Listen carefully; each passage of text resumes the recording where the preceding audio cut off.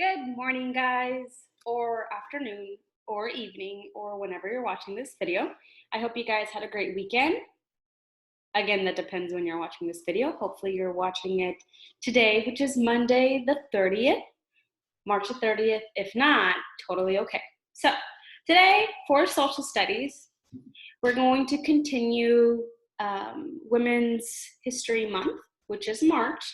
And today we're going to emphasize in famous first ladies. So let's get started. Let's see. Okay. Famous first ladies, and this is written by Linda Johns. Again, the person who, this is the person who wrote the book. Alrighty, so here we have the table of contents. It says, what does a first lady do?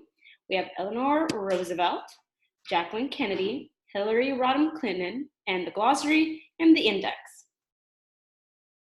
So, what does a first lady do anyways? Do y'all know?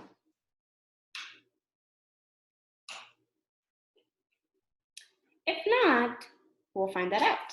It says the First Lady of the United States is the wife of the president.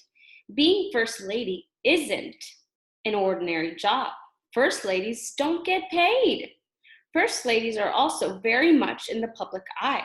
This gives them the chance to talk to many Americans about causes or projects they believe in.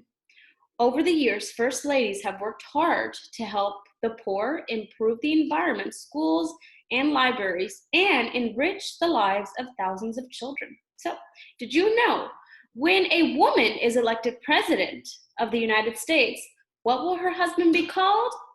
The answer is there. He'll be called the first gentleman. So when we have a woman who is a president, her husband won't be called the first man. He'll be called the first gentleman. Kind of like it. Some first ladies are better known than others. Many first ladies have been more active and outspoken than the rest.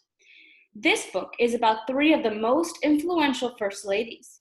You are about to meet Eleanor Roosevelt, Jacqueline Kennedy, and Hillary Rodham Clinton.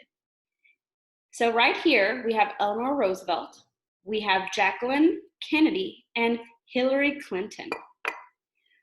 Do you know when George Washington was president, people weren't sure what to call his wife, Martha. One day, a crowd greeted Martha Washington with shouts of, "Long live Lady Washington." Shortly after, the term First Lady began to be used. It was added to the dictionary in 1937. What did I say, 37? In 1934. I don't know why I said 7. Alrighty, guys, let's go to the next page. So, Eleanor Roosevelt. She has a very famous quote that says, "No one can let you feel inferior without your permission." I think that's such a beautiful quote. It means not to let other people judge you based on what they think.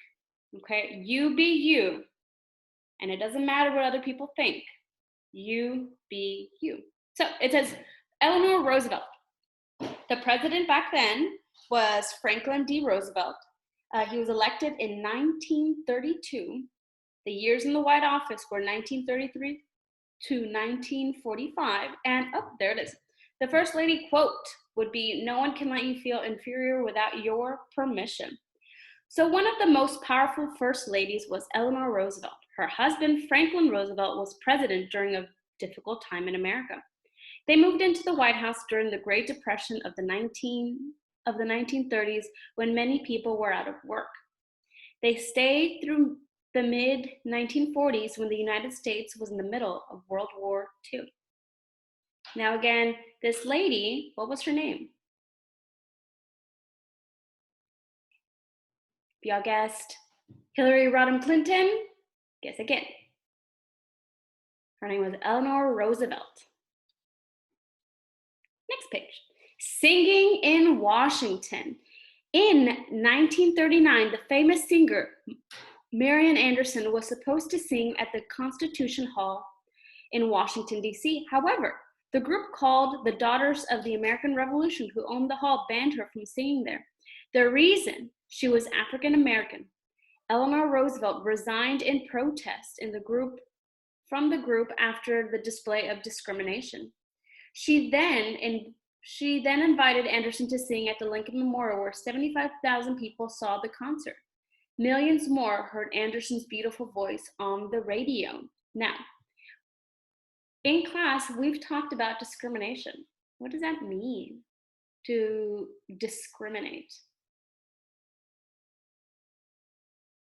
Well, it could be based off race, gender, right? Religion. It's when people are not treated equally, okay? People are not treated equally.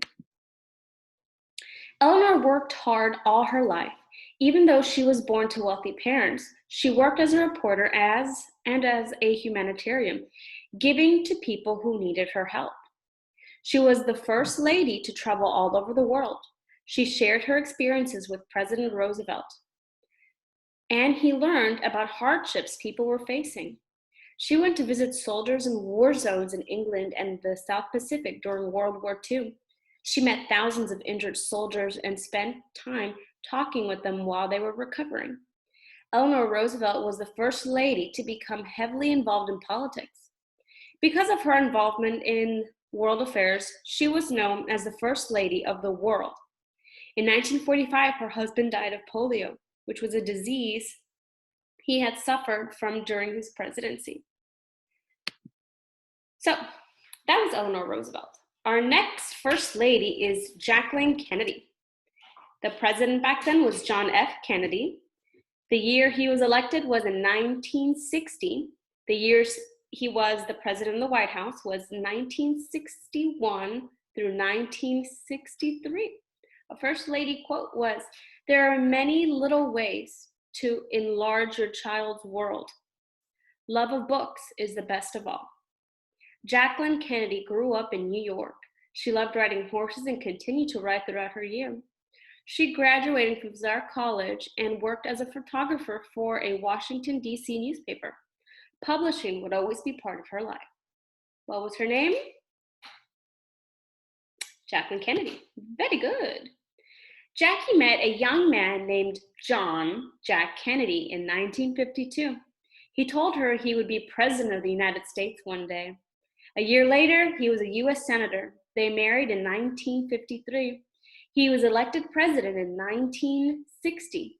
The Kennedy family moved into the White House with their two children, Caroline, who was 3 years old, and John Jr., who was just a baby. So this picture, it says, Jackie Kennedy takes a reporter on a filmed tour through the White House in 1962. When Jackie Kennedy was First Lady, she invited all of America to see the White House. A CBS television crew followed Jackie Kennedy on a personal tour of the White House in 1962. Have y'all ever been to the White House? I've never been inside of it, but I've been outside of it. And it's pretty magical. It's a huge, huge house. And it's pretty nuts to know or to realize that all these very influential people lived in this one house. She worked to restore the White House as a kind of a museum, sharing its rich history with everyone. The First Lady also promotes arts such as painting and dance. Americans came to love Jackie Kennedy for her style, her sense of fashion, and her gracious manners. In 1963, President Kennedy was assassinated. Jackie's courage through the tragedy won the admiration of the world. In 1978, until her death from cancer in 1994, the former First Lady lived and worked in New York City. So, what does it mean to be assassinated? Now, we have talked about this in class. To be assassinated means to be killed. So somebody killed President Kennedy. Our next First Lady is Hillary Rodham Clinton. Now, we've heard a lot about Hillary Rodham Clinton because she ran for president. So back then, the president was William Jefferson Clinton. The year he was elected was in 1992. Years in the White House was 1993. That's when Miss Hernandez was born through 2000 to the 2000. The First Lady quote was, "There cannot be true democracy unless women's voices are heard." Hillary Rodham was going to law school at Yale University when she met a law student named Bill Clinton. They married after law school and moved to Little Rock, Arkansas. Hillary Clinton worked as an attorney and taught at the University of Arkansas Law School. Bill Clinton also taught law and later was elected governor of Arkansas. For 12 years, Hillary was First Lady of the state of Arkansas. As First Lady of the United States, Hillary Clinton worked hard for better health care for all Americans. She made speeches about how important it was for children to have immunizations. She helped raise money for health projects. President Clinton asked Hillary Clinton to lead the task force on national health care reform. She was the first lady to have an official government position during her husband's presidency. Hillary Clinton is sworn as U.S. Secretary of State. Many people say her time as First Lady was more influential than that of other First Ladies. She did a lot to shape her husband's policies and didn't work behind the scenes like some other First Ladies. In 2000, Hillary Rodham Clinton was elected U.S. Senator from New York. She was the first lady elected to the U.S. Senate. In 2009, she became the U.S. Secretary of State. She is the first lady to hold that office as well. So, those are the three First Ladies that we'll be talking about today. Attached in this assignment, you'll see other videos so you guys can go over them. Here's the glossary. So some of the words we went over were assassinated, which means killed by a surprise attack. Discrimination, the unfair treatment of a person or group. Humanitarian, who is a person who helps people. Immunization, shots that protect people from the diseases. Influential, having the power to shape events. Polio, which was a viral disease that attacks the brain and the spinal cord. So let's do, oh gosh, I don't want to do that. I'm gonna go back to the first page of all of them. So again, we went over Eleanor Roosevelt, Jacqueline Kennedy, and Hillary Clinton. Now, I want you guys to comment under the assignment on who was your favorite. Maybe she wasn't even on here, but who is your favorite First Lady? If you have any questions, concerns, please let me know. We'll see y'all soon.